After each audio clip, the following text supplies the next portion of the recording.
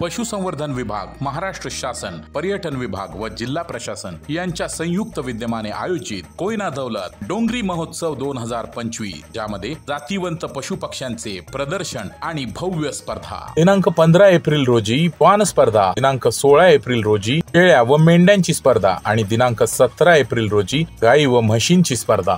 गाय, बैल आणि म्हैस वर्गीय सहभागी विजेत्या जनावरांना प्रथम बक्षीस 10,000, द्वितीय बक्षीस 7,000 आणि तृतीय बक्षीस 5,000। शेळ्या, मेंढ्या आणि श्वानांसाठी प्रथम बक्षीस 5,000, द्वितीय बक्षीस 3,000, तृतीय बक्षीस 2,000। याच सोबत पशुपालनातील आधुनिक तंत्रज्ञान आणि पशुसंवर्धन विभागामार्फत राबवण्यात येणाऱ्या विविध योजनांची माहिती आणि चर्चासत्रे। कोयना दौलत डोंगरी महोत्सव पशु प्रदर्शनाचे प्रमुख आकर्षण गड इंग्लज येथील स्वप्नील पवार यांचा 1.5 टन वजनाचा युवराज हा मुर्रा जातीवंत रेडा, खटाव येथील श्री सुतार यांची 3 वर्षांची पुंगनूर गाय, येल्लूर जिल्हा सांगली येथील श्री जगन्नाथ रामचंद्र देवकर यांची जातीवंत पंढरपुरी म्हैस, सांगोला जिल्हा सोलापूर येथील प्रफुल्ल भाऊसाहेब गायकवाड यांची जातीवंत व देखणी खिल्लार गाय आणि विठ्ठल नामदेव पवार यांचा खिल्लार बैल हे प्रदर्शनाचे प्रमुख आकर्षण आहेत। डोंगरी महोत्सव 2025 स्थळ दौलतनगर, मरळी, तालुका पाटण, जिल्हा सातारा,